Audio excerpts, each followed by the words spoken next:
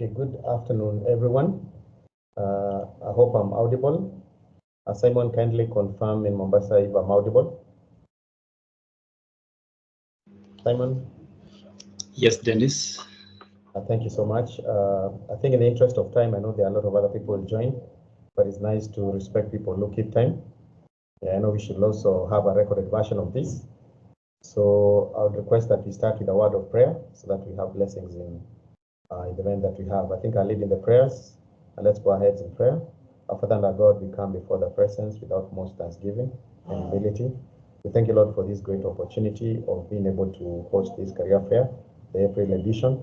We pray, Lord, that you be with us, you guide us and lead us in everything that we're going to discuss. May this career fair be helpful to all the attendees so that they may be able to get enlightenments on issues that touch on their careers, and they may be able to make wise decisions that will make their lives better from their education and from their work that they will actually have in future, as well as the impact they will have in their communities. And it's in the mighty blood name of Jesus Christ to do prayer and believe. Amen. Once again, I would like to welcome everybody. I know we have so many other people who will be joining us, but like I said, in the interest of time, it's only fair that we don't punish the ones who keep time. So we're going to have a presentation from our Mombasa branch colleague, that is Mr. Simon. We're going to have another presentation from our Buruburu branch. Then we're going to end up with a presentation from the HQ here in Nairobi at the CBD campus. So without further ado, I would like to invite Simon to start his presentation from Mombasa branch. Simon, you're most welcome. His presentation is on productivity and feel most welcome. Asante. Yeah, thank you, Dennis. I'm going to share my screen here. So I hope all of you can be able to see the screen, and you can also be able to hear my voice from this end. So my topic of discussion is productivity management. Just audible from your end, Dennis. Sure you are, and we can see your screen. Okay, good. So we need to understand what is productivity management. And the first thing is to understand what is productivity. So you can say that productivity is the relationship between outputs and inputs in any business or organizations. So the way you relate the input and the output, that's why you're able to know if something is productive. That's how we can be able to define what is productivity. But you can also say that it also means that an organization has to measure the resources that are used in production of a good or a service versus the end product or service offered to its customers.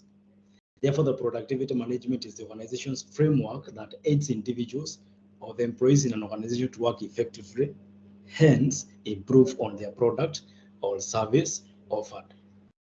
So, like for example, depending again on the inputs that you give in a business, the inputs that you give in an organization, you expect that the output will actually be directly proportional to the input. So when the input is low, you expect the output will also be low.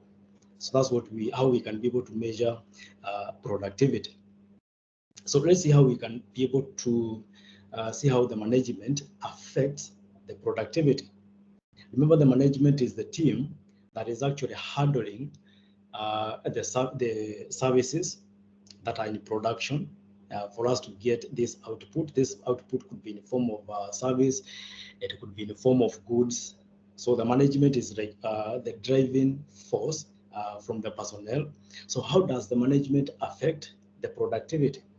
So management can increase the current market share and the growth of a product or a service through market surveys and doing a lot of research.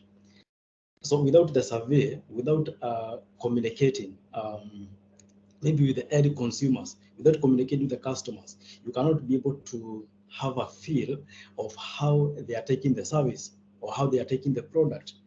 So through the market surveys, through a lot of maybe online research, or maybe even have a one-on-one interview with the end consumers, that's when you can be able to measure the productivity, or maybe how the end consumers are actually getting these services or goods.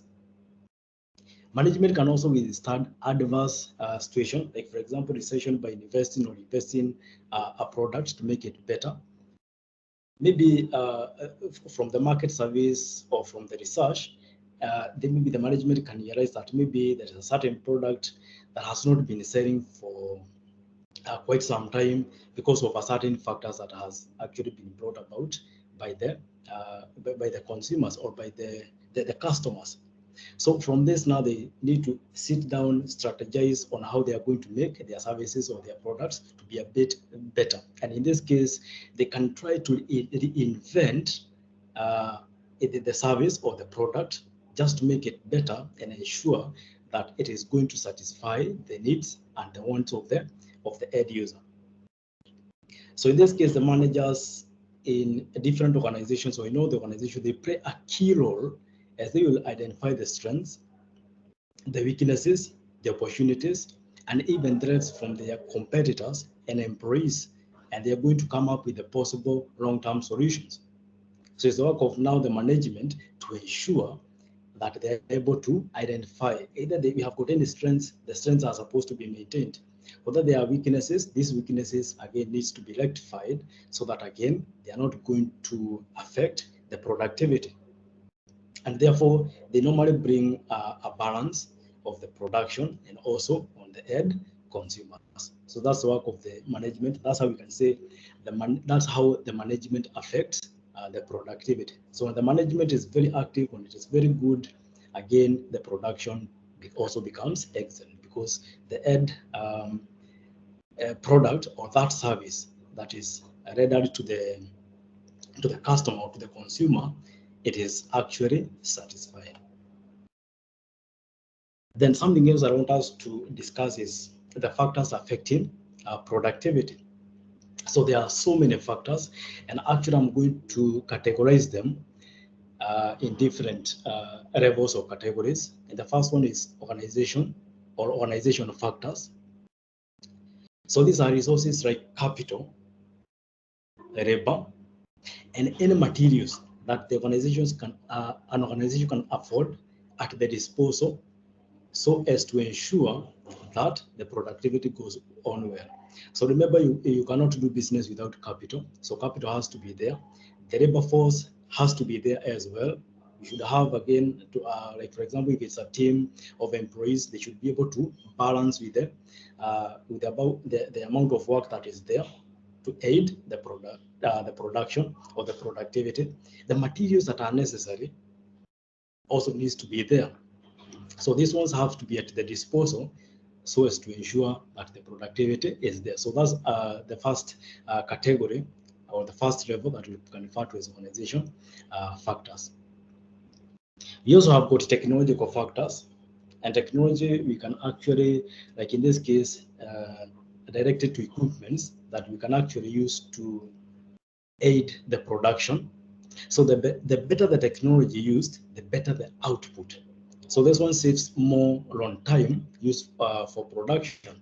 Like for example, let's give an example of video or film production industry. So the more that you have got very good cameras that are actually capturing the very, very best images and even videos, and also when it comes to the audio, it means again the output will be very good, and the end consumer, as they look at this product, they will feel that it is more satisfying. But when you have got equipments that are not giving the very, very best, again, you expect again the productivity will be affected. From there, we have the governmental factors. So these ones, it's more of now factors like taxation, the government policies that have been introduced in businesses, and we can also try to look at it in this scenario. In a political scenario when there is stability, it means that people can be able to do business very well. You can be able to transport raw materials from the source to the destination. There is security. That's again another thing. But for example, if the country is going through a period of instability, it means that the production will also go down. Like for instance, when we had issues of the maandamano in the streets, it means that even most of the organizations, they feared opening their businesses because they felt that the business processes will not run quite well because of the insecurity. So governmental factors are also very much connected to the businesses, and they also affect the productivity. Then we have got the location factors. The location again is a very key thing when it comes to business, and also when it also comes to the production. So if the organization is located suitable to factors like easy accessibility, availability of labor and resources, it means that the production will be very good, because the people who are actually coming to this organization, they are actually more. It means you don't have labor efficiency. The resources, for example, the raw materials that are being used in this company, they are available, or in those organizations, if they are available, it means the production will be able to proceed without inconveniences. So the location, where we actually factor the location of a business, again, is also very much good and okay to ensure that you look at a couple of factors: the source of raw materials, the availability of labor, and also even other factors like security as well, because these ones, again, they also affect productivity. Then you have got the personnel factors, and this is the availability of unskilled and skilled personnel. It also affects the productivity. Remember, these skills that each and every individual has is what we're introducing into the business, also introducing it to the organization, to ensure that we're able to convert these skills and ensure that we have got a very good output. This output could be in the form of a service. A very good software developer who is able to come up with a very good product is able now to ensure that the end consumers of the software will have got a lot of efficiency when they're using this enterprise software. And in this case, it means the more efficient it is, the more the company, again, is more able to have more routes to expand the business, because more customers will be able to join. And in this case, it's because of the skilled personnel that is in the team. But when we have got unskilled people, it means the productivity is also affected. So that's why, again, skilled personnel or skilled developer force, it also affects the productivity. The better the more we have got better skilled people, experts, the more we're able to improve the productivity. Then we've got quality improvement. So this one is also done by the audits that are normally done from every now and then, just to ensure that the organization keeps the standards. The productivity is also meeting the standards as well. So these checks are necessary to ensure that we have got quality products and services to attract new customers and retain the old ones. So to ensure that the service that you're rendering to the consumer, the services that you're rendering to the customer, it should be retained, because the customer will always detect when, for example, the services that they have been given, if they are not meeting the standard or not. And this way we are talking of now is the work of the management to ensure that normally does the survey, they're able to do some research, and also to ensure that we have got the customers' feedback platform. Because this one is what we'll be able to keep in check if there is quality that is rendered to the customers or not, because at the final run, it is going to affect the productivity. Then you have got different types of productivity, and one of them is the individual productivity. Now, we can say that this is one's lifestyle and way of life. Like, for example, It includes one's daily activities, like for example, your working hours, hours of sleep, and the diet that you normally take. Whether someone is confident or if they are not confident at all. Like, let me give you an example of the hours of sleep. The standard hours of sleep, they're supposed to, for adults, it ranges, supposed to maybe between 7 and 8 hours. These are the normal standards of an adult, someone who is actually very busy. If you reduce these timings to around 4 to 5 hours, your productivity will be affected because your body is not getting enough time to refresh itself, to regain its energy once again, and this one will affect individual productivity. Something else, like for example, the working hours. If you work for very many hours without rest, it means you're not going to produce quality service all through because of fatigue. And the more you continue working, the more your body now loses its energy. So these ones should be balanced. So that's we are talking of it as individual productivity, and it is going to affect the production. It also includes one's working style, the personality, the behavior of how one relates with the colleagues at work, the family members, and the friends at home. So the more people are able to work in harmony, they have got very good personalities, very good behaviors, the more the productivity is increased because people are working as a team. And this one is a result of how the different temperaments of individuals are able to relate with each other. Then we've got team productivity. Of a team, productivity depends on each person meeting their productivity potential, which doesn't always mean the same thing for everyone. Remember, you have got different departments in which different people work in, and therefore, as long as these departments are working in harmony, it means the success is for the entire organization, is for the entire company. So having different dockets, once they are merged together, they're able to produce a team, and this team is the one that is actually results to success. So a skilled manager will always help create an environment where each employee can communicate, collaborate, and even produce work according to their unique skill and personality profile.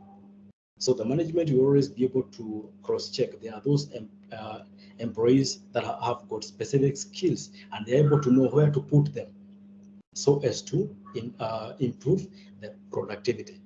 The ones who cannot be able to handle a couple of skills or a couple of activities, they again introduce in a different departments where they can be able to do their level best. And that's what we are referring to as team productivity.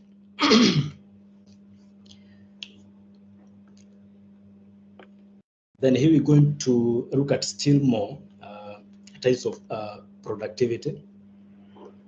And I'm going to explain about partial productivity and total productivity. But we're going to break them down into labor productivity, capital productivity, material, and total factor productivity. So what is labor productivity? So this is the efficiency of an output per person.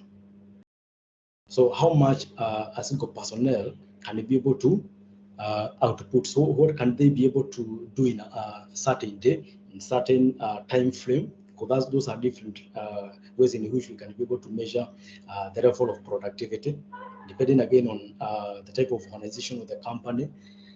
So we refer to this as labor productivity, and it also affects the output. There's the capital productivity. This means we have got the ratio of physical inputs, like the tools that are used in production, the equipment, to the outputs like goods and services. So the physical inputs that have been introduced into the business, they should be able to generate an output that is equivalent to the input that has been generated there. So when you have got very good equipment, it means the services have to be good. For example, they also have got a very good skilled personnel who are supposed to use those equipments correctly. Then we've got material productivity. So this is the output relative to consumable materials like maybe concrete and water. Like for example, in a building construction area, there are those measures that have already been set in place. If maybe 3 containers or maybe 3 wheelbarrows of maybe sand, they're supposed to go with a certain limit of the cement. So the material productivity is also very, very important. You have to ensure that you balance these materials to ensure that the output will be of good quality. Despite you may be looking at the cost perspective of it, but also the services has to be the same. When someone who is, for example, maybe purchasing some computers from an IT shop, for example, you can have a Core i3, a Core i5, or a Core i7. Right now, you even have the Core i9. Maybe the Core i5 and the Core i3, they are much affordable in comparison to the Core i7 and the Core i9. But for example, if you look at the amount of work that is actually supposed to be done, we need maybe a computer that's supposed to generate this output far much easier within a very short time. And because it's business, and you introduce again more services as well, and in the long run, you realize you better go with the Core i7 and the Core i9, because this one again will be able to process more services far much easier in comparison to maybe the Core i3 and the Core i5, which is far much affordable, but it is going to delay your business. So material productivity. Then if you've got total factor productivity, this is also known as multi-factor productivity. This covers more than one input at a time. It means when it comes to the input, you're not just introducing one thing at a time. For example, let me give you an example here. You introduce the equipment, but at the same time, you also introduce a very skilled personnel. So the equipment means it's there, yes, but it cannot function on its own. So you have again to introduce again a skilled labor personnel, and this one, the combination of the two, is going to give you very good results. So that's what we are referring to as total factor productivity.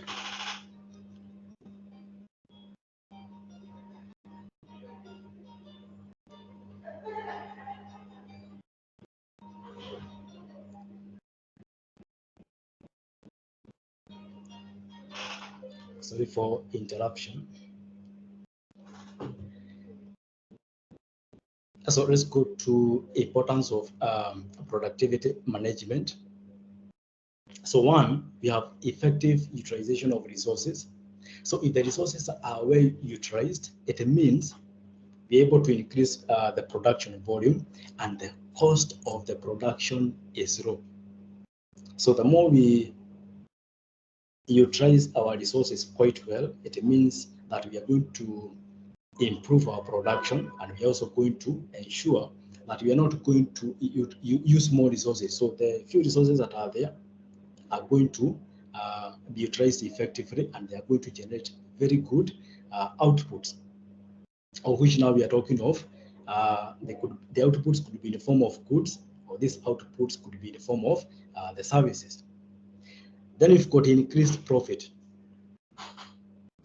Why do we have increased profit? This is because when we have got a very good products and services that are rendered to the customers, the customer or the final consumer is even ready to even give more, as long as the services are good, the products are of good quality.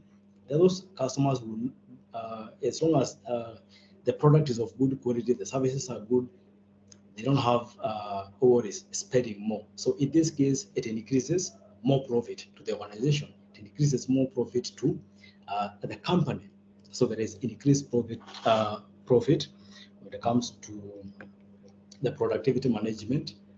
Then you have got a growth of the organization. So let's take an example here.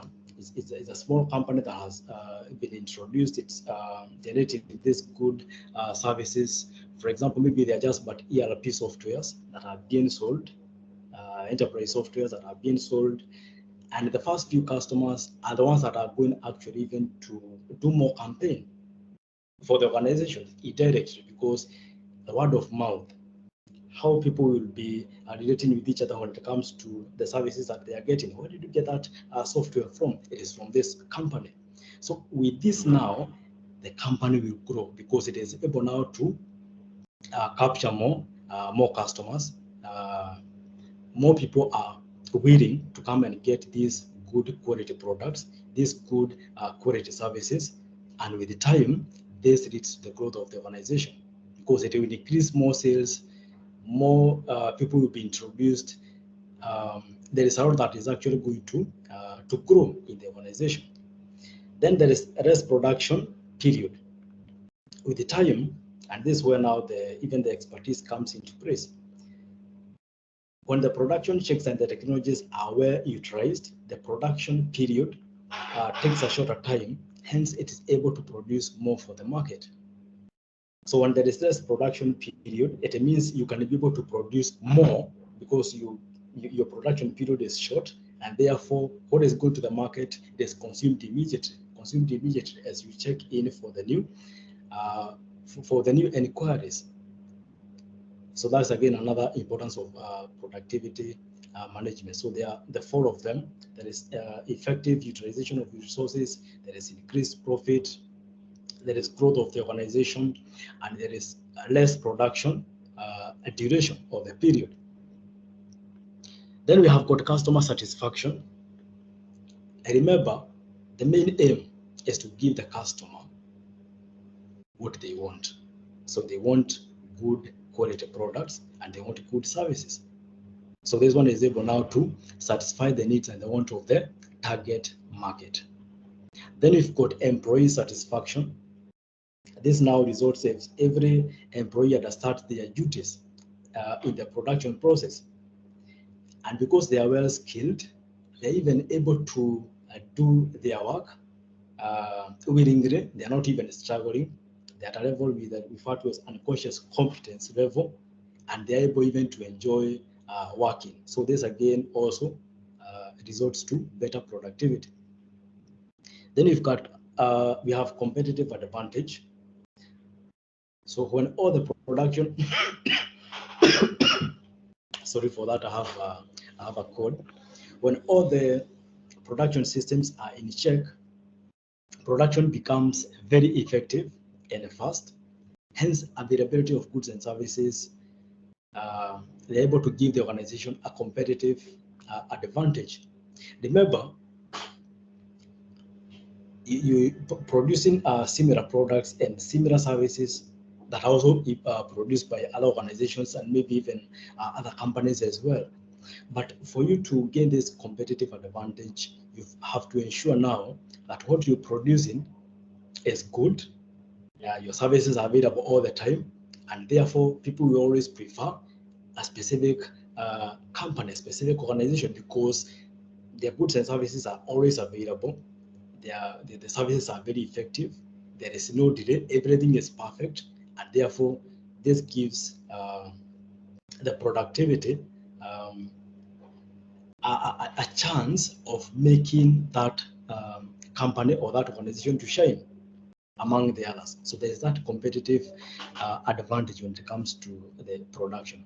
And this also does very good when it comes to marketing of the products as well, that competitive advantage. So this one is a very broad topic. We can even proceed. But that's how far I actually prepared for this presentation. So I'm just going to give you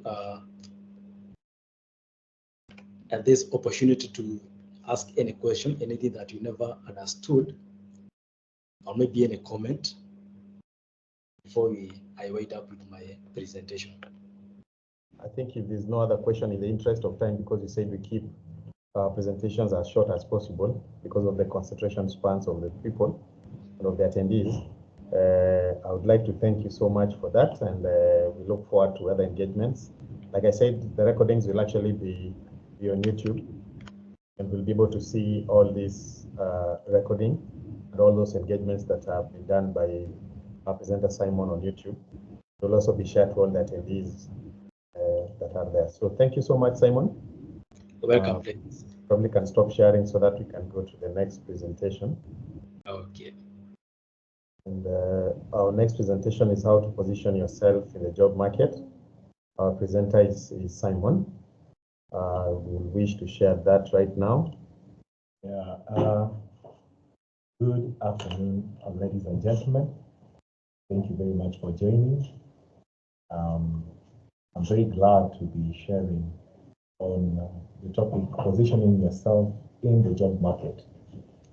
So before we continue, my name is Samson Omolo Mwata.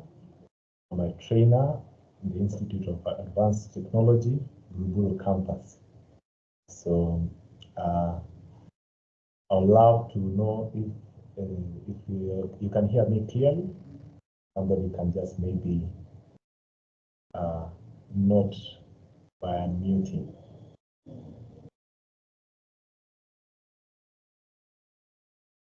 And you can also see my screen. You can also see my screen.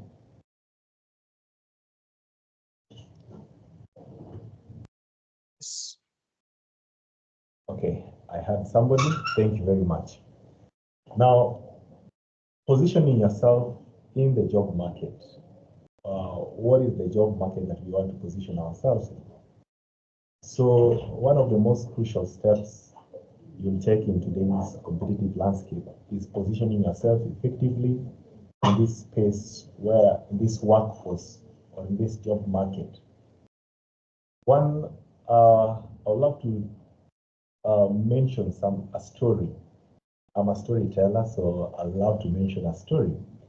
So there is this man whom some of you know. So at the end of the story, I'll love you to maybe, if you guess the person, you can write on the chat box. So if you guess the person, if you may know that person, you may write on the chat box, and I'll see who is keen on people whom they know.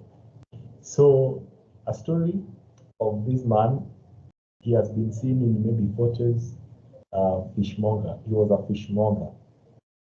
And this man in a rural village has been seen selling fish and fishing at night. But his story goes way back from his school. Finished in a secondary school in the village, came from the village, came to Nairobi because his father would struggle for his high school fees. His father could not afford to take him to college because Nairobi is the land of opportunity, so he came to Nairobi. And in Nairobi, he lived with his uncle. Because of his passion for arts and theater, he went into the Kenya National Theatre to perform and to explore his passions of art. In pursuing his passion of art, one time, because of his networking, there was a huge call out because one of the most famous people in Kenya during that time, who was called Nyambane, was out of Kiss 100. You might have heard that wonderful radio station, Kiss 100. And Nyambane coming out from Kiss 100, there was a vacancy. There was a vacancy that will need to be filled for a co-host for Kaleche Mumo. So there was a job advert for Kiss 100. You know, Kiss 100 is one of the major radio stations in Kenya. And so there were 1,001 people who were present for the interview. And as we are talking about how to position yourself in the job market, this young man presents himself. So Then the interviewers are set, and there is a man who is sent to, prepare the interviewees, because there are 1,001 people at the door waiting to be shortlisted. And so he goes out and says, if you have a degree certificate, move to the left. And if you don't have any degree certificate, thank you. Maybe another opportunity will come out for you. So this our man, who was a fishmonger, who has come to Nairobi to look for work, and who has come to exploit his passion in arts, moves to the left. Did you give him a certificate? He has never touched or he has never gone to any college or school after the Form 4. So he moves to the left.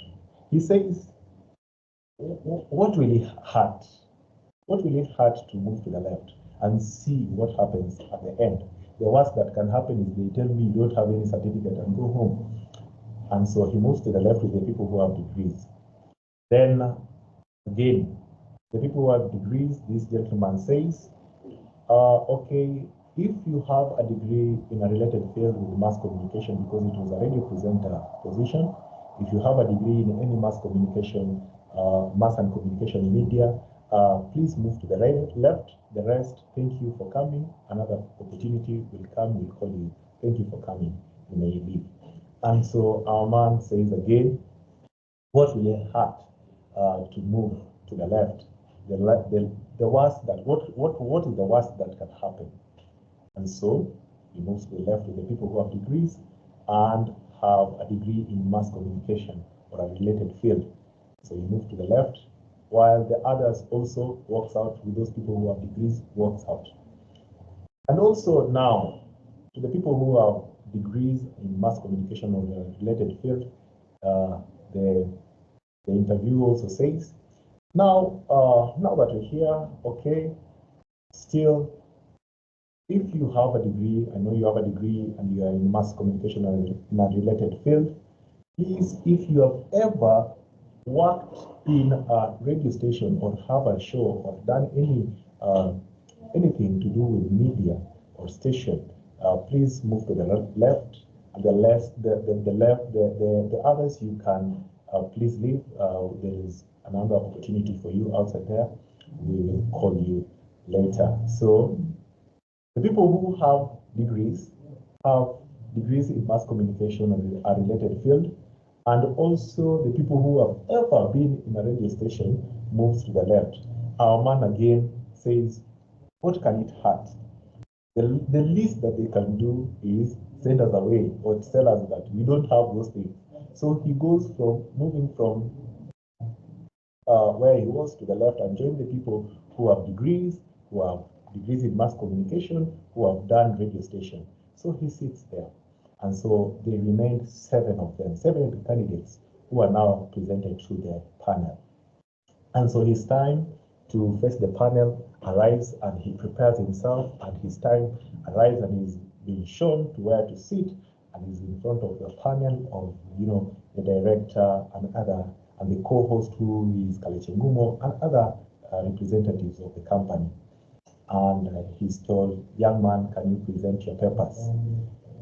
This man has no papers. This man is just from the village. This man, the only paper that he has is his Form 4 certificate, which he had scored a C plain. And so this man says confidently, I have nothing that you require, but I am confident and I know that I am the person you are looking for this position. And there was silence in the room. Everybody was silent for a minute. Then a person, the director, breaks the silence and says, I like this guy. Let us give him a try. That is positioning yourself in the job market. With all confidence, it's about standing out of the crowd, showcasing your unique values. You see, he was given a chance There are people who had diplomas, there are people who had certificates, there are people who had degrees, there are people who had degrees in that field, there were people who had experience in shows, but because this man had confidence like no other, he was showcasing his unique value and potential to the employers. You know, he was thinking globally, thinking and standing out of the crowd, enhancing his career opportunities by being and having unique skills. Thinking globally, you know, means that you build strong professional reputation. You're thinking globally. You think that, okay, it's not just about me in my village and in my community. It's about me and the outside world. What does the outside world want? It's not just about the certificates, but it is about you being able to stand out from the bunch of needles that are there, maximizing your network opportunities, adapting to the changing market and dynamics. You know, this man changed from, you know, going to theater and doing the performing arts to, you know, radio station and voice records. So think globally. Think not only that you have never, maybe this man had never gone into a radio station. His at that time was one of the biggest brands. I'm talking about 2010 there. Kiss was one of the biggest branch. And when this man entered Kiss 100, it was one of the best shows that you'll ever see. One of the funniest shows that you'll ever see. I want to know if you are followers of radio stations, so you can just on the chat box, you can, you know, send your replies. If you know the person, just send the name of the person in the chat box, and we shall see who got the name right.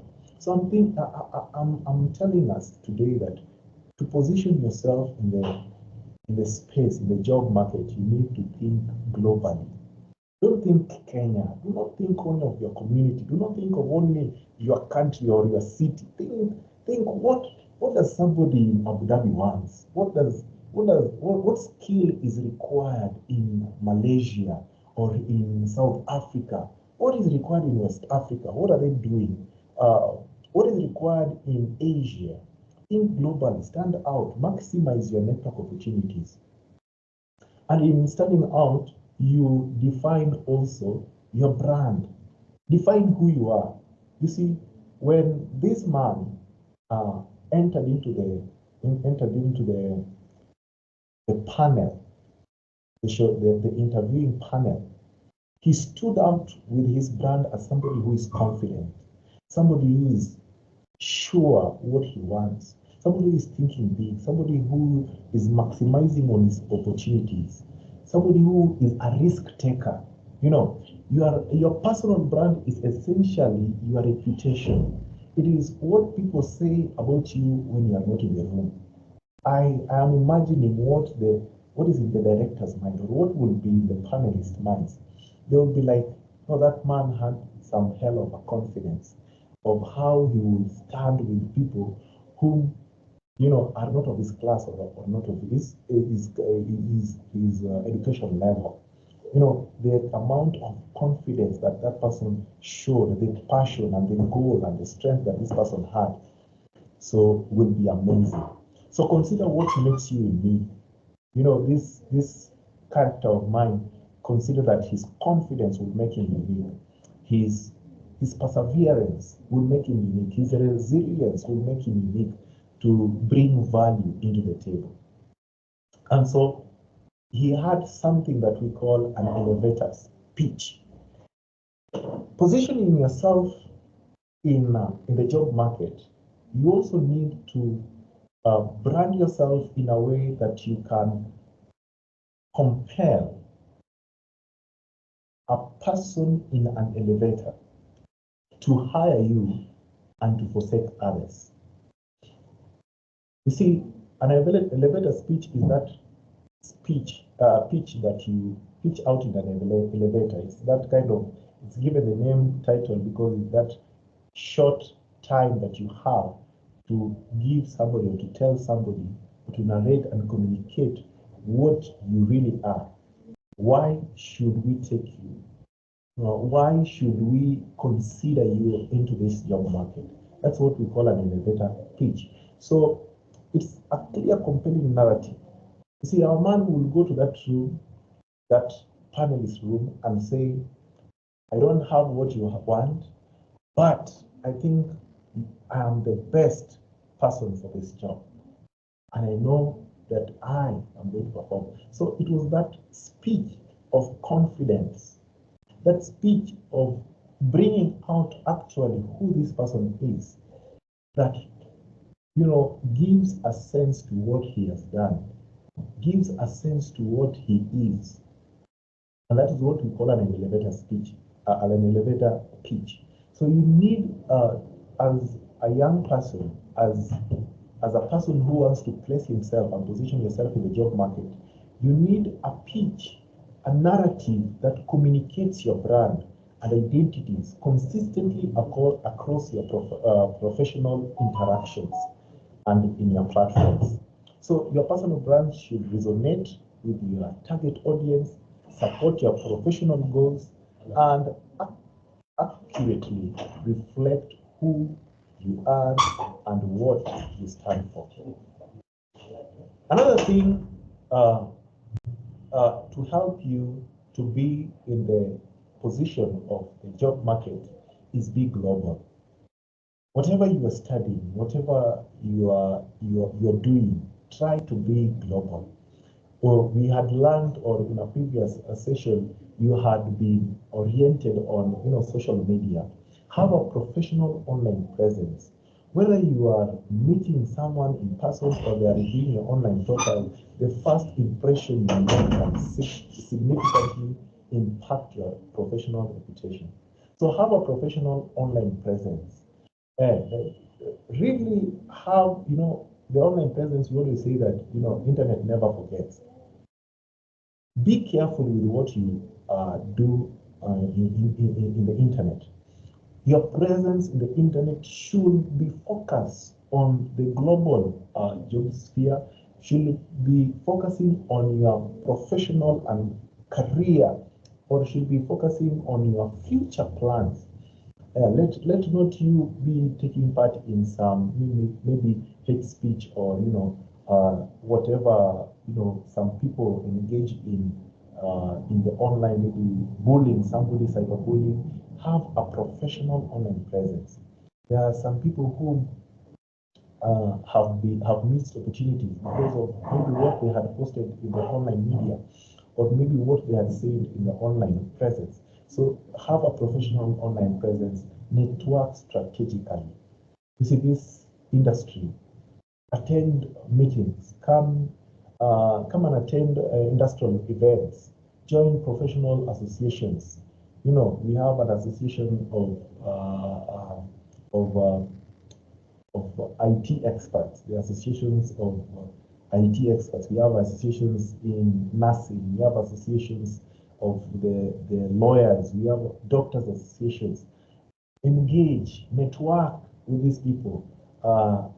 Have network strategically to build in your job market or to build in your job portfolio.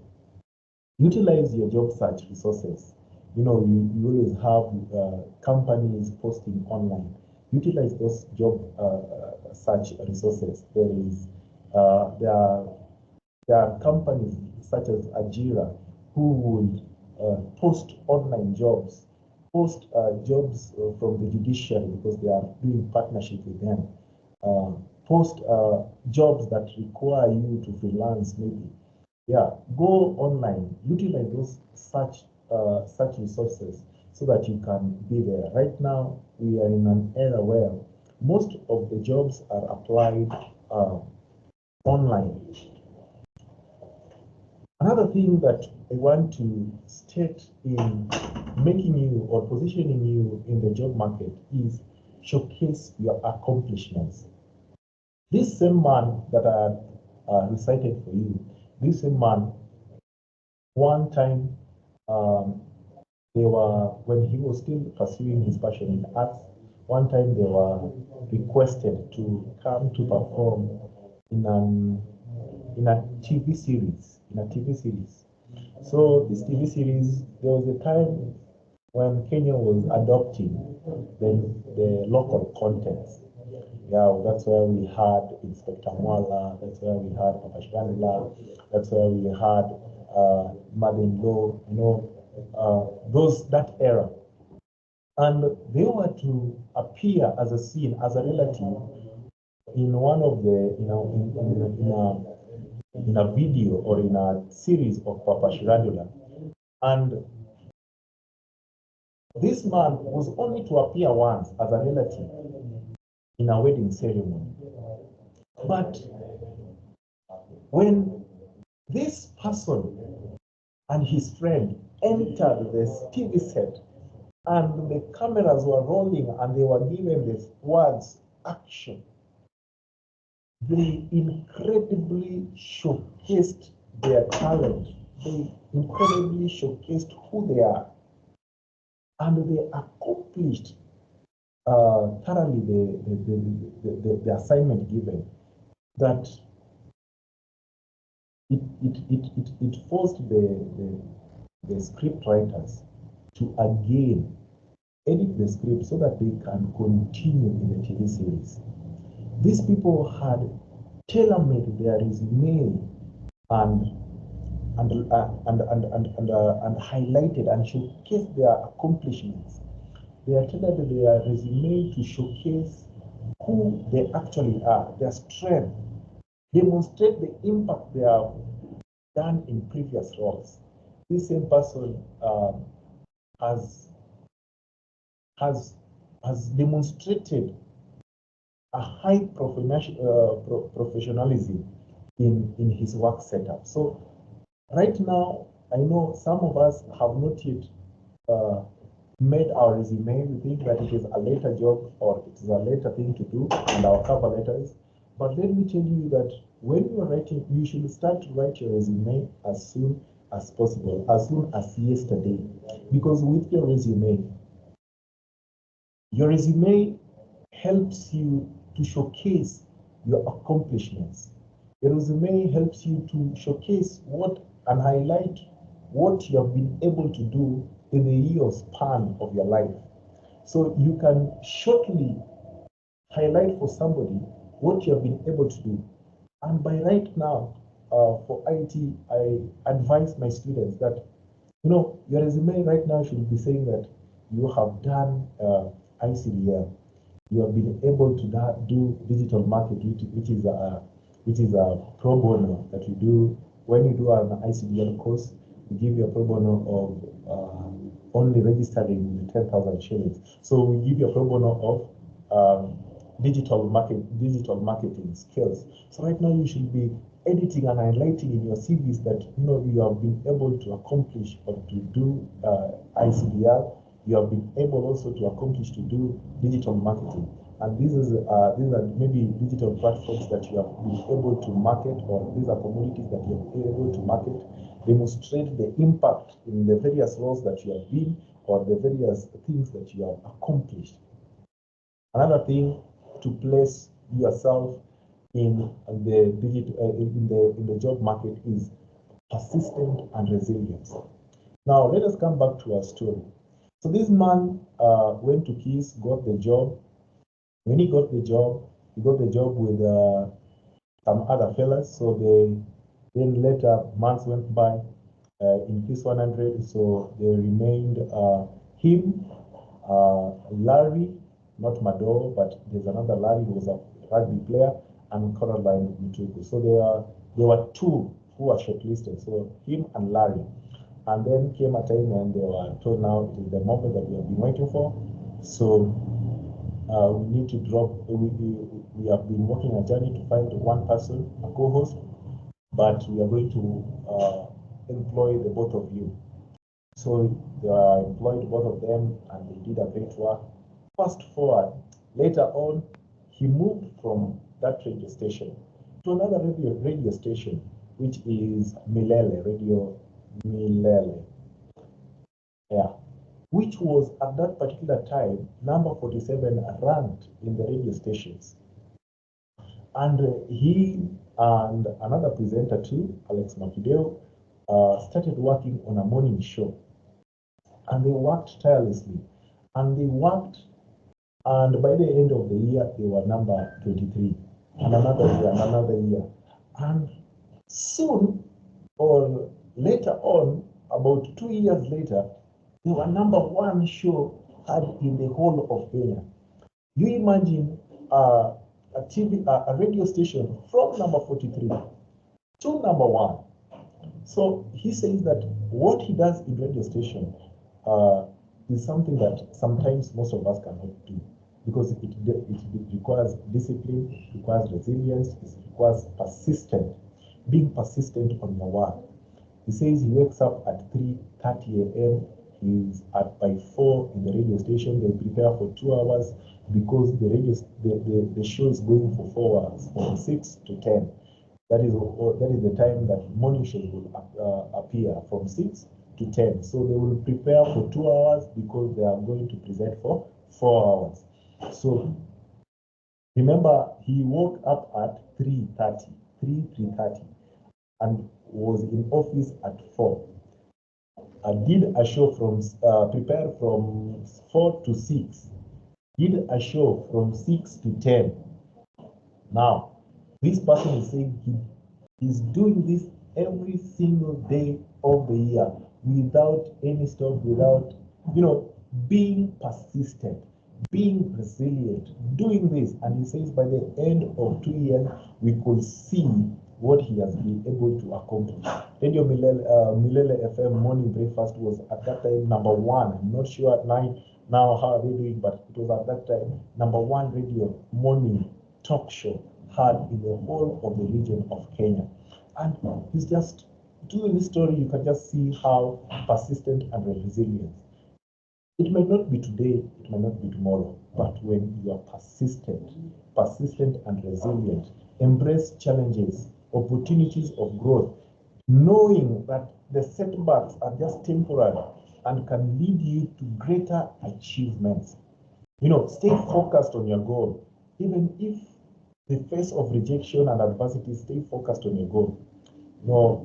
The other day I heard that a 23-year-old person called in one person and said that, you know what, I've lost hope.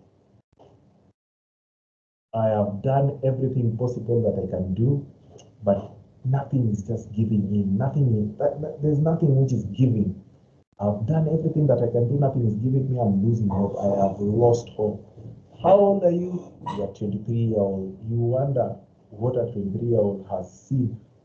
There is so much life in front of him that he cannot lose hope at 23. There is a famous quote from Mandela that I love so much, that do not judge me by my success, but judge me by how many times I fell down and got back up again. That's how sometimes we need to rate success. It's not just because you just came out of the blues, but how many times did you fall down? Another instance of a story is when the person who invented the light bulbs. It is a wonderful phenomenon that person was so much persistent and resilient. For him to invent the bulb, it is stated that he failed 999 times. I mean, when you take 999 times, I don't know what thing have you done 999 times and failed. So it takes persistence and resilience to position yourself in the job market, to get an edge in the job market. It takes persistence and resilience. So do not give up. Stay curious, ask questions, seek new experiences, be open-minded, embrace uncertainty. Remember our story. What is the worst can happen if I move with the people who have degrees?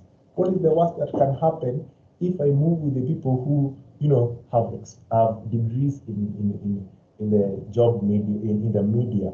What is the worst that can happen?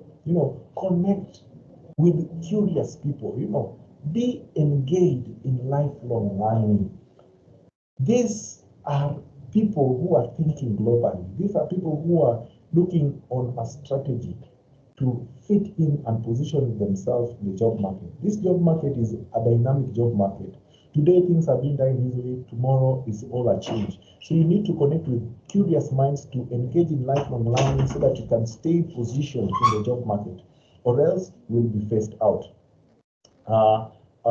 That is my end of my presentation. So remember to be curious, think global, be persistent, and I pray that you may find your basis in the job market. Any questions up to that point? I hope that if you are following, you are able to write, maybe if there is a comment in the comment section or in the message section, if you are able to send the name of the person. If you send the name of His Excellency Honorable MP of Langata, Honorable Felix Odiwuor, or as famously known as Jalango, you got the answer right. That was the man I was talking about. He has an amazing story of how he positioned himself in the job market as a radio presenter. He's a famous known radio presenter, now an elected MP. Thank you very much for listening. If there is any question, you might ask. So thank you so much, Samson, for that beautiful presentation. I'll be as brief as possible in the next one, which basically looks at the marketable careers which come from marketable courses. So we said we'll be as brief as we can so that the concentration levels are also quite good enough. So just to confirm, Kefa or Victor, kindly confirm if you can hear me. Am I audible? Yes. Okay, thank you. In that case, I'll proceed now to share my slide that I'll be using for my presentation. So I believe, once again, everybody can be able to see my slide. Victor, kindly confirm if you are able to see my slide once again now that I'm sharing.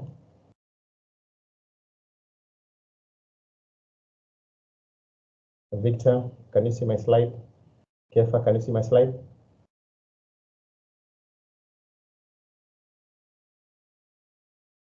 Yes. Okay, thank you. So in terms of introductions, my name is Dennis Njeru, and I serve as the branch manager for CBD campus. We are located at Azina Towers, first floor in Nairobi. Azina Towers is next to View Park Towers, is next to Kemu Towers, it's opposite Anniversary Towers. It's off University Way on Utalii Lane. So in terms of our physical location, that's where you find us. We also have other branches in Mombasa and Buruburu. So in terms of locations, that's where you can actually find us. So today, my core duty is actually to look at the marketable careers. Let me start by saying that our online career fairs are building up onto what we started from February. Every last Friday of the month, we actually have an online career fair so that we can be able to share with our clients current, past, and potential in relation to the market and issues, IT, and business. Today, I'll only be covering a small section of the careers because there are very many, and I do not intend to do a very long presentation. So we're going to look at some of the courses that we have in our authorized training department, which is basically CompTIA Plus, CCNA, and CCNP. So this forms my part one, and I will do part two and subsequent parts in the presentations I'll be doing in subsequent career fairs. So in terms of what I'm going to cover today, as you can see from my table of contents, I have the CompTIA A+ careers, I have the CCNA careers, I have CCNP careers, and then of course there are references that I used to come up with these slides. So I tend to believe most of what we have, most of the attendees, we look at our previous career fairs online on our YouTube channels and what I shared. We've already divided the various departments that we have here into basically three. We have the end user training, we have the RISE training, we have what we refer to as the long courses and the specialized professional courses. So for today, we are into the authorized training. So when I talk about the CompTIA Plus, I know there's a video that can explain much more about these departments and what they are. But for today, in the interest of proceeding well, I would hope to just zero down to what we have. So going to the CompTIA Plus, among the careers that you can actually end up in, we are talking about you can become an IT support specialist, you can become a help desk technician, you can become a field technician, you can become a desktop support specialist, or an associate network engineer. If you check our previous presentations from the career fair, we said that you need to combine your academic pursuits with a professional pursuit as well. What I mean is that you could be taking either an artisan course, a certificate course, a diploma course, or a degree, which is basically academic, but this needs to be tied with a professional course. Like now, what we are looking at here are professional courses that also have certifications in our test center. What we mean by professional courses and international certifications is that the world today, the workers today are becoming global citizens.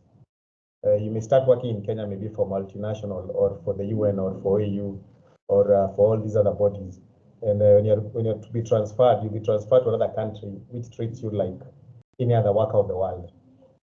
So we are going to look at what these careers are all about and what they entail and the average salaries that they attract, the annual salaries. These are based on the global HR websites that actually are able to quote the average salaries for this.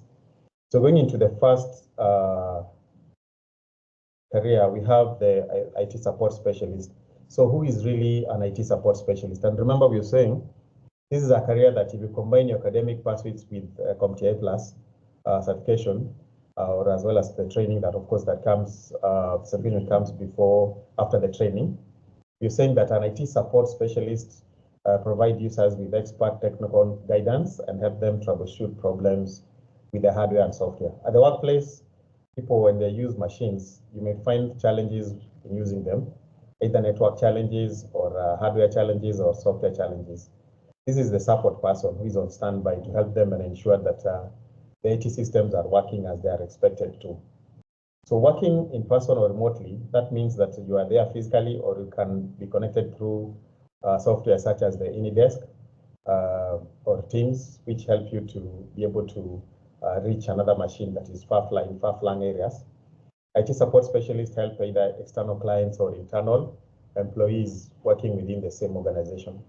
So when you're an IT support specialist, you can actually assist internally or externally. There are companies that are set to support companies, which means that they offer that service as what we refer to as an outsourced service. You find that IT support is an outsourced service or is an internal service.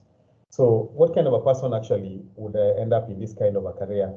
You're saying that if you enjoy problem solving and people facing roles, you might enjoy this IT career. And as at March 2024, according to the Glassdoor websites, which actually are able to check the average salaries that are tracked for such positions, you're saying that the average salary for such a position is $58,786 as at March 2024 globally. And second career that you can actually be able to get from the CompTIA Plus kind of certifications is what we're referring to as the help desk technician.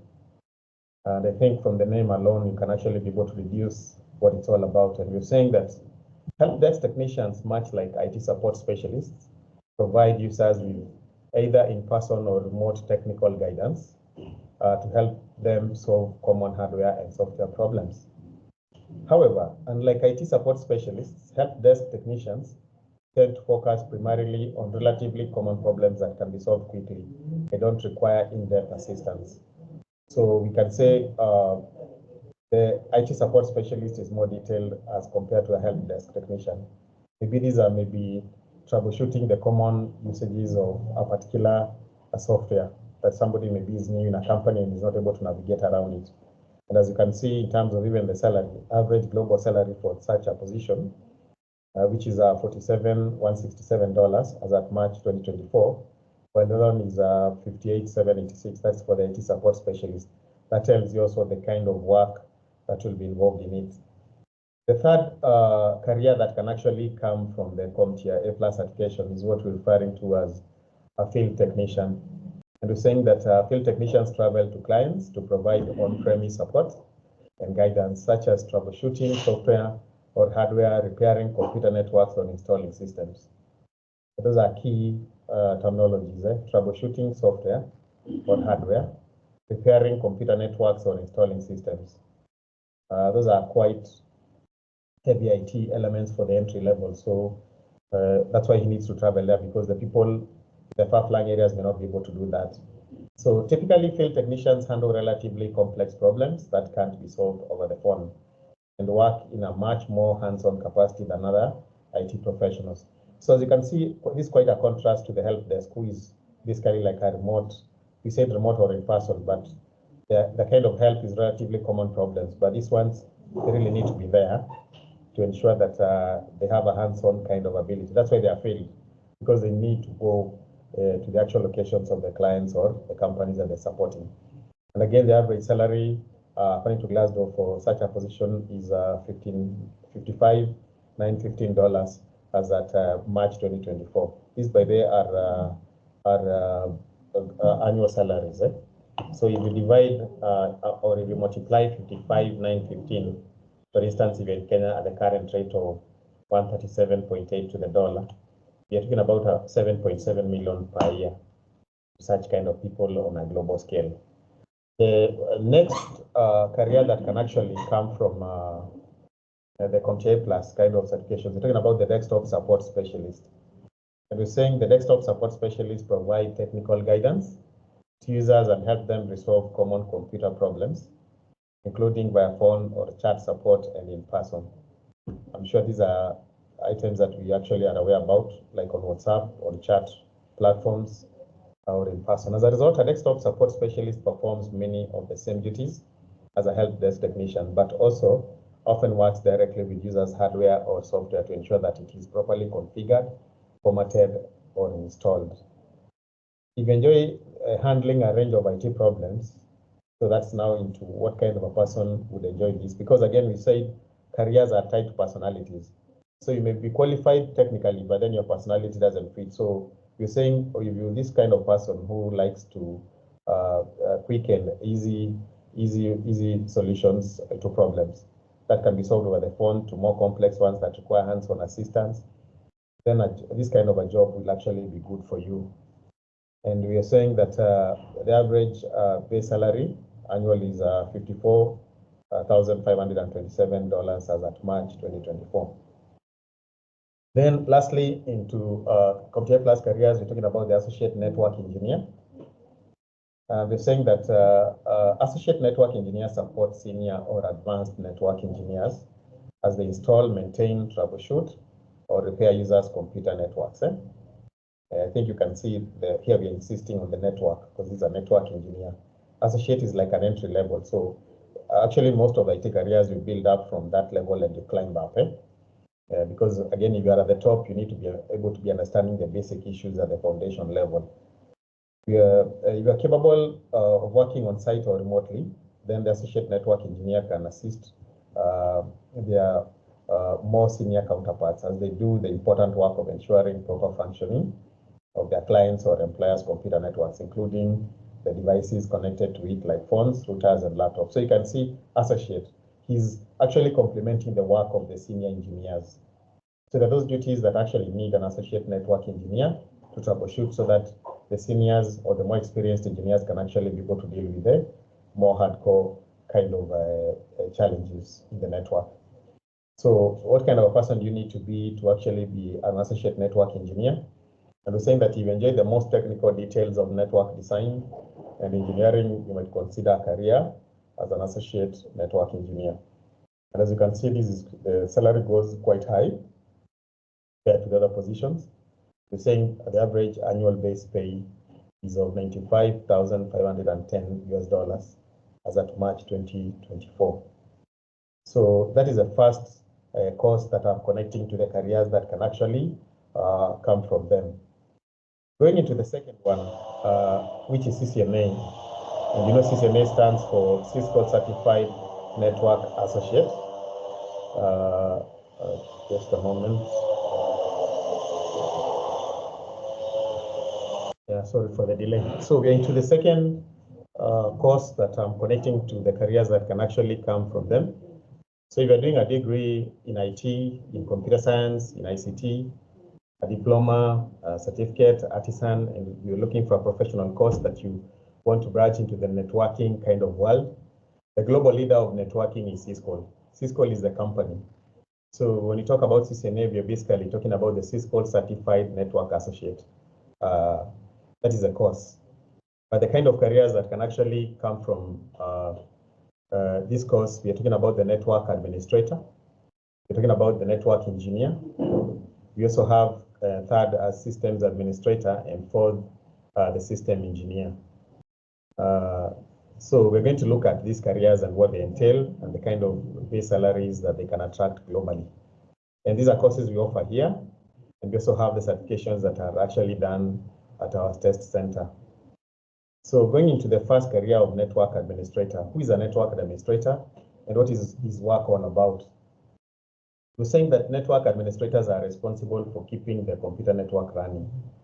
You know, every place you find a company doing operations that are within computer systems, may they be internet-related kind of networks. Of course, when you study IT, you'll know that you have various types of networks. You have the LAN, the WAN, the local area network, the wide area network. We have metropolitan, and many others. So these are interlinked through what we may refer to as switches, the servers, the routers, and all that need to be networked based on the various codes and systems of what they intend to do.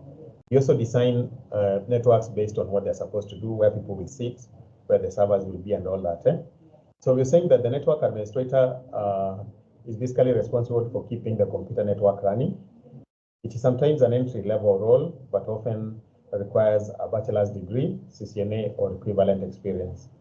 Responsibilities may include installing hardware, troubleshooting connectivity issues, repairing devices, installing malware programs, and handling lower-level security issues.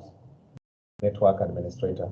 And we're saying the salaries, of course, globally, these ones will range from company to company, but the average or the range that the salaries have is between 60,000 and 90,000 US dollars globally, according to the HR websites for this kind of a position. The second career that you can actually combine your academic papers with the professional CCNA papers is what we're referring to as a network engineer. You can see this is a network administrator, but here we are talking about a network engineer. So who is really a network engineer? And we're saying that a step up from network administrators. So this tells you that these are a higher level compared to the network administrators. Their role is often responsible for designing, building, and maintaining an organization's computer network. Note that designing, building, and maintaining an organization's computer network. They may deal with hardware and software and handle less level security concerns and help repair or update devices. You know, you can see hardware, software, handle lower level security concerns and help repair or update devices. The salary and exact responsibilities will of course vary based on location and the organization. Some network engineer roles may have certifications besides a CCNA, but experience may surface, what we refer to as CCNP. Those may be for another time. So the salary range for this is between 100,000 and 150,000 US dollars. If you multiply that by Kenyan shillings, you'll be able to understand what we are actually talking about. And of course, we are saying learning additional skills can help increase your salary. We're talking about combining this with like cybersecurity, like IT and the like, which helps you to understand better issues that relate to securing the network. Number three, we have the systems administrator. You know, and we're saying it's also called sometimes system admin. And we're saying they're responsible for ensuring an organization's computer systems run well and meet the needs of everyone in the organization and meet the needs of everyone. That means the whole system. When you're a system admin, you take care of the resources that are required by everybody that is going to use that system that you're setting up. We're saying responsibilities often include troubleshooting issues, maintaining computer servers, and ensuring networks run fast and efficiently. In addition to CCNA certification, somebody who wants to be a system administrator should consider taking additional systems administrator training to qualify for those roles. And those are things, courses that we actually do offer.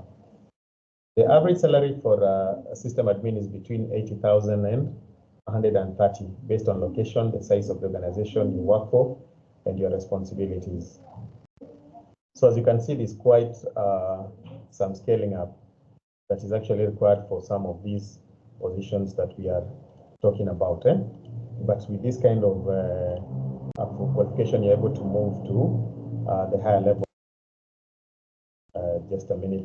So I was talking about the system engineer, and I was done with that. So you can see the key careers that can actually come from CCNA certifications and training.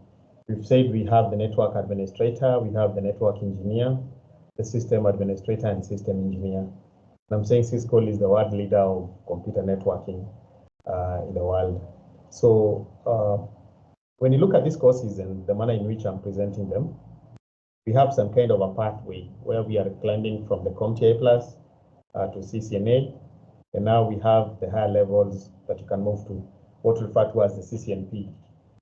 We're saying CCNP, of course, stands for Cisco Certified Network Professional. So what kind of careers can actually come from this kind of a certification and this kind of training? And once again, I'm saying you combine your academic papers with your professional papers. So the first one is third line support. Is a position or a role globally that is known as a third line support. And we'll be seeing why it's referred to as a third line support. Next, we have network engineer, but now at a higher level. If you have the CCNP, we have infrastructure engineer. We also have IT team leader. We have network analysts. We have the VoIP engineer, or the voice over internet protocol engineer. We have the systems engineer. We have advanced technician. We have a network specialist.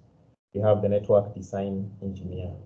These are careers that you can actually be able to grow into when you have this kind of certification. So let's go into the first one, which is a third line support. And I think I would love to start with this image here of illustration of why it's a third line support.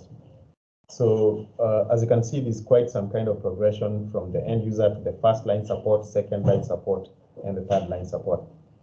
So the end users are me and you that use the network, maybe from our machines to do various things for web, for mail, maybe for phone, like the VoIP, voice over internet protocol kind of calls. The first line support, we have the service desk. That's where people call when they have a challenge.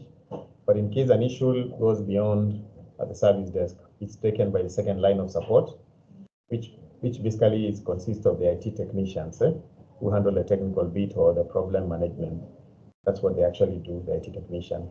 But if it goes beyond that, which is the second line support, it is now handled by the third line support people. And you can see if an issue has gone past the first line support, the second line support, it's quite a complex issue which required quite experienced people to handle it.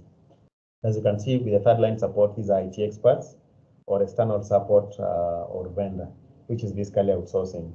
So when you're called a third line support person, it shows your level of competence on issues, troubleshooting, and support are quite high. So let's delve into it.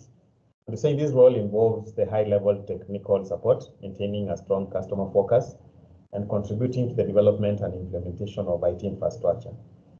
High-level technical support, maintaining a strong customer focus. So it means that when there's breakdown of IT infrastructure, then we expect the services of the customer to continue running back as fast as possible. You can imagine, for instance, a supermarket, a system, like the time we had a system, the Naivas supermarket system go down, and the whole country was actually, they had to close all those branches that Naivas has. You can imagine the number of clients affected and the kind of data issues that we have. So when you talk about strong customer focus, you can imagine the kind of the magnitude of the issues that we are talking about for that kind of a chain. So now try to imagine of a multinational that has a global presence, and you have systems that are breaking down or they cannot run, and the number of customers that will actually be affected. Think about a company like Unilever as an example, or even the UN. the kind of global outfits that they run. So we're also saying that in this role of the third line support is usually reserved for external suppliers and vendors. However, it may be an internal technical group if they possess the specific knowledge required. That is network support, the voice support, the database support, and hardware maintenance. Third line support teams will be expert technicians who can understand the cause of the problem or issue and then help to fix it. Therefore, if a problem is too complex, it will be passed through the first, the second, and then finally the third line support to be dealt with. And as you can see, the average salary for this kind of people is around 42,500 sterling pounds. So when you talk about third line support, this is basically quite a technical point. And of course, you know, at our current rates, talk about the sterling pound, our current rate is in the 180s, while the other one we're talking about the 137s. So you can see the variation in what you're saying. Once again, that's the image of that, the image that shows the third line support in terms of moving from the end user to the first line, the second, and the third user.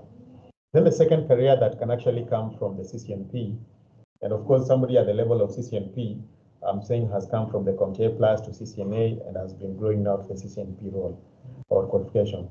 So if you're saying this is an infrastructure engineer, an infrastructure engineer is a person who designs, builds, coordinates, and maintains the IT environment. Companies need to run internal operations, collect data, develop and launch digital products, support their online stores, and achieve other business objectives. I think that's quite huge. Yeah? Designing a network, building it, coordinating the various resources required under it, maintaining it with the intention of running internal operations, collecting data, developing and launching digital products, supporting their online stores, and achieve other business objectives. Try to think of like the system that runs the famous person known as Jack Ma, the Alibaba system. There's a time I find when they have the Black Fridays, you might find 80,000 orders being placed per second. You can imagine a system that is placing 80,000 orders a second. The kind of infrastructure you need to run that. And you can be sure that if a system like that does not have enough storage capacity or processing ability, it will break down and collapse, and that will be a big challenge. So what is the average salary for this kind of people globally? We're talking about 76,000 to 110,000 US dollars. That is according to the big websites on HR that relate to this. So IT network infrastructure components. So when you talk about designing, building, coordinating, maintaining, then we connect it to internal operations, collecting data, developing and launching digital products, supporting online stores and the like. You can see we have the hardware bit of it, we have the networking layer, and we have the software layer. All the three need to work together using the knowledge that has been executed by the infrastructure engineer. So with the hardware layer, we are looking at the servers, we are looking at the data centers, the personal computers, storage devices, the auto devices, Internet of Things devices. Then under the networking layer, we are looking at the switches, the routers, the modems, the VPNs, the firewalls, security and monitoring tools, the IP addressing, the network protocols. Then under software layer, we are looking at the operating systems, virtual machines, enterprise systems, and the web servers.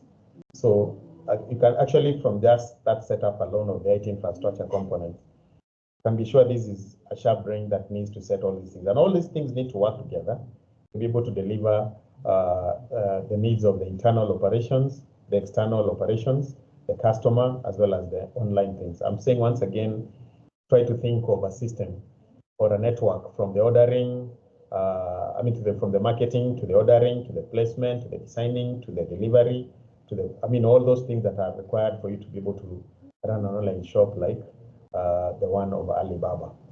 The third career that you can actually be able to have with these kind of qualifications coming from the CCNP is the IT team leader. Because a leader means you're leading a team of people who probably are in the CompTIA roles, A+ roles, and in the CCNA roles, because they need to do various things. So we're saying that the IT team leader oversees the designing, installation, implementation, operation, maintenance, and support of all computer-based information systems of the department. He provides the technical leadership for specific functions, such as wide area network, database management, or telecommunications. And this provides supervisory and/or management support to a project team or work group. You can see overseeing the designing, installation, implementation, operation. That means there are various teams probably that will be doing the designing, different teams that will do the installation after it's designed. That's the implement. Then they go the implementation, how it will be operating, of course, training people on how it is going to run, maintaining it once it is up and running, and then support maybe for new employees coming in or when issues come up. So a leader who coordinates all this, you can see it is not a joke. It's running such teams and making them actually execute the same objective is somebody who really needs to be quite technical. Because when the issues that relate to troubleshooting come up, you should be able to understand what exactly needs to be done and by whom. When issues that relate to network come up, you should also have a technical understanding and actually direct the team of what they need to do to have the network back up and running. So the IT team leader provides technical leadership for specific functions. Like I said, specific functions, technical leadership for specific functions. So you must have the knowledge. And that's why I said it's nice to climb from the low levels going up, so that when issues at the low level come up that are entry level, that are troubleshooting kind of related, you are able to direct and advise and be able to be part of the team, and they can feel your competence, and therefore they develop respect for you and are happy to execute under your leadership. So the average salary for an IT team lead is $96,600 per year. That is a global rate. Then we have what we refer to as the VoIP engineer, or the voice over internet protocol. And we're saying that the VoIP engineer oversees the installation and maintenance of VoIP, or voice over internet protocol, telephone systems. VoIP is a system through which parties can communicate over the internet as opposed to through a traditional telephone system. VoIP engineers are usually employed by a single company to manage their in-house network. Yeah, if you go to many companies, you'll find Cisco systems, which are very high-end call systems that are intertwined in the network that can actually we can call them smart systems, because they're able to pick like numbers. They can be able to see the redials, they're able to see if you have called before and be able to actually record them in their systems quite well. So you're saying that if you are this kind of an engineer, your responsibilities will include determining the company's needs, developing a network with the proper hardware to fit those needs, and monitoring the system to ensure voice communication is functioning correctly. You may need an associate degree in this career. That's why I was talking about combining the academic and the professional courses for you to execute this. But we're saying that, but many employees will accept a high school diploma and an appropriate certification from a company like Cisco, which is basically what we are actually talking about here. So you need extensive computer and analytical skills to succeed as a VoIP engineer or a voice over internet protocol engineer. And what is the average salary for this? That is the 88,715 per year, according to the global levels. But of course, you see, the one for the IT team leader is higher because the work is more involving. You might find a VoIP engineer probably working under IT team lead to help execute elements. Number 5 in the list is what referred to as the advanced technician. We're saying that an advanced technician provides software engineering expertise and design skills on assigned conveyor systems projects. This includes control equipment, components, or systems, and is a professional who uses their in-depth knowledge of various systems, tools, and software to ensure their company processes work well. That is a key statement. Uses the in-depth knowledge of various systems, tools, and software. Systems, tools, and software, So there are various systems. We have the phone systems, we have the internet systems, we have a lot of systems. Tools, we have the machines that are going to be used, we have the switches and all that. Then the software that actually will help run this. They monitor all processes and provide suggestions for improvement, and they can work in various industries and handle tasks such as repair and maintenance of company products and equipment, customer support, and consumer assistance. They also need to have a profound knowledge of their chosen field and prior experience in similar setups. That is very important. Monitoring processes and provide suggestions for improvement. It means there's a standard way that a system is supposed to be working. So if it deviates from the norm, You should, as an advanced technician, you should be able to note that quickly and probably in the future show how this one can actually be changed. In other management setups, we talk about Kaizen, which is basically the constant improvement of processes. We also talk about corrective procedures so that we also constantly improving we are learning from the challenges that come our way, in short. They're expected to be highly technical and analytical and knowledgeable about different equipment and brands used in their niche or industry. They are responsible for tasks such as approving, denying, or recommending critical review of medical information, that is like in a hospital, interpreting clinical terminology, and providing strong contributions as a member of a team. They also respond to customer complaints. You can try to imagine, for instance, data in a hospital that relates to people being tested in a laboratory, and sometimes they may have threatening diseases or life, or what we may refer to as critical diseases. That is information that should not be available to just anybody. So in the IT system where the lab people feed that data, they should be such that we have the levels of who should be allowed to view, so that we also don't have confidential issues that come up and, the legal kind of issues that can come up from that. They also respond to customer complaints and resolve any of the issues with wiring or company equipment. And we're saying the average salary for an advanced technician is $54,579 per year.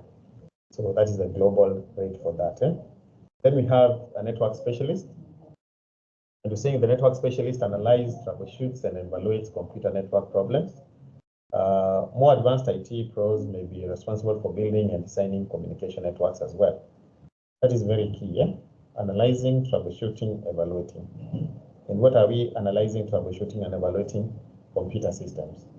The more advanced IT pros may be responsible for building. So if you are at a higher levels in terms of your network specialization, then you're able to build and design communication networks. What are we talking about when we highlight building and designing communication networks? Try to think of a room that is empty or that is yet to be kind of partitioned. You need to be shown who will be sitting where and will be doing what, who needs what resources.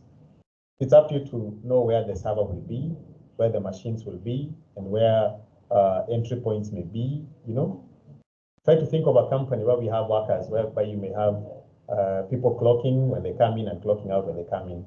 Such a system or the point of entry cannot be somewhere hidden. It has to be at the point of entry so that it's readily available to anybody who is coming. That may be a bit different of the server. You cannot put the server at the door, the entry point, because that's a sensitive point. In fact, that should be placed at the most sensitive, at the most hidden point, so that anybody accessing there can only be going there to do what is required of it, and is not readily available to anybody. So when you talk about building and designing, the way you'll build, for instance, a system of a bank where you're going to place the ATM is different from where you place the front office where people will be coming. Because when it comes to the evening, security is a big issue. So these are key considerations. And where such things are not put into consideration, that's why you hear there are break-ins or there was some theft. And when analyses are done, it was found actually the location of some items was wrong. And that is why this one was attractive to the people who did the wrong things to it. We're also saying that a network specialist manages the computer network for an organization. Managing has to do with planning, coordinating, all those kind of things like directing what needs to be done and all that. Their duties may include installing network computer and communications equipment, troubleshooting problems, and assisting security specialists to develop more effective security protocol. Installing computer network and communications equipment.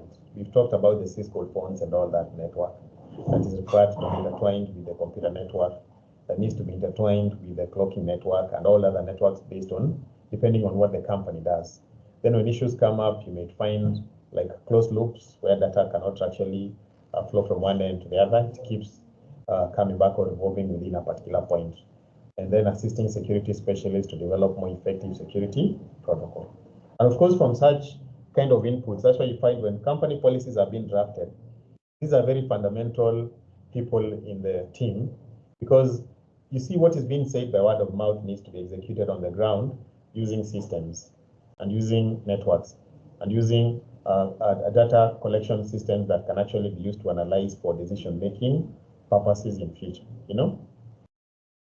Again, the kind of data that is collected from the network needs to be able to be analyzed. The kind of, if you've done what we refer to as management information systems, you know, we have the lowest level and the highest level. The highest being that of the executive level of data management. So the people at the highest level don't have a lot of time to analyze things. So they need data that is saved. So as you come up with a network and a system and a software, you need to have this kind of considerations into point. Otherwise, a lot of the things that you do will not make sense to the top people who need to make decisions quickly and move to other things. So these IT professionals also ensure employee computers remain connected and the company's website and online stores are active at all times. Positions are available in a wide variety of fields, including business, finance, and healthcare. I think there was a time we had what I would say a time out on M-Pesa for like 2 hours, right? You try to imagine you've eaten food in a hotel and you're waiting to pay and you cannot be able to pay. Probably you're traveling in a matatu or in a public vehicle or public means, and you are to pay using M-Pesa, and for 2 hours you could not be able to do that. So when we say the system is running, it's a very sensitive matter on some of these systems that we are actually talking about. And what is the average salary for this kind of people? We're talking about $58,058 per year. That is what they actually pay. Then we go to the network analyst. As you can see, the analyst, there is an analysis point which is quite high. And we're saying that the analyst installs, maintains, and troubleshoots the computer network systems for an organization. Your typical duty will involve designing, developing, and evaluating network systems, related communications. You also provide technical support for all the components of the system, including both hardware and software. Analyzing, you know. So you just don't install and maintain and troubleshoot like the technical people do. Yes, you have the technical ability, but your bit is to analyze so that you're able to make improvements in the designing, in the developing and evaluating of network systems in the future. How best can you be able to improve the systems that we have from what we have? And what is the average salary for such kind of a role? According to the Glassdoor websites globally, we're talking about $83,689 per year. Then we have the network design engineer. This is the last role for the CCNP. And we're saying that as a network designer, your job duties include designing, developing, and maintaining a customized network interface. That is a key point, customized network interface. You know, when you customize things, it means different clients will need them in different ways. You know, it may be the same system, but then put a POS, because for us, that is a key consideration. Then when you talk about the interfaces, making it user-friendly. So there's some areas that people are very technical, so they don't need very friendly systems. But there's some areas where people don't need, like, is this system of selling in some hotels whereby you just touch on the food that you want, then you just go and pay, you know, just touching. So imagine a client just comes, he doesn't need to speak, he doesn't need to look at the menu, he doesn't need to talk a lot of things, he just need to look at what he needs and touch it or just tap it. And the kitchen will have an order, and then you just go there and pay your money, and that is it, and just sit, it will show you the table and all that. So when you look at such kind of a system and you look at places where people are, for instance, selling a hardware, you know, that may be a little bit different. So when you talk about interfaces, it's making it user-friendly and make the system a bit relevant for the people who are going to use it. That is your key job as a network design engineer. This will allow the users to share information and access the necessary software sets in an efficient, cost-effective, and secure way. That is important. So it means that as you design the network, being a network design engineer, you have to ensure what you are coming up with is efficient, it is cost-effective, and it's secure. You may also provide technical support and troubleshoot issues that arise. Of course, being the key person who developed it, you had an end in mind when you started it. So when issues come up, you're the best person to refer to because you know your system better than anybody else, being the key designer. It's like trying to imagine somebody who creates anything like a car, understands the car in and out. So when issues come up, the same is expected of them to help the people who actually bought the car. The same case with the system. So a network designer creates computer systems and networks for businesses and organizations. As a network designer, your job duties include designing, developing, and maintaining a customized network interface that allows users to share information and access necessary software sets in an efficient, cost-effective, and secure way. That is coming up again You may also provide technical support and troubleshoot issues that arise. So this is actually interrelated to the first one, but has an element of the businesses and organizations, which are key considerations. How effective and cost-effective and secure a system is what a business and whatever entity, those will be key considerations. And the average salary for that is $112,327 per year on a global scale. So you can see that is quite a role that is quite involving. And when we talk about average salaries, we are saying average. It may be lower or higher, but that is the average that is expected in that particular industry. So at that point, I come to the end of my presentation. If you have any question for me, I'll be more than willing to answer them. Okay, so if there's none, thank you so much for your time. I wish you all the best. Thank you for attending, and look forward to the next one. The recorded version of the same will be shared out, and we are going to have a good time. Thank you for your time, and may God bless each and every one of you. Asanteni.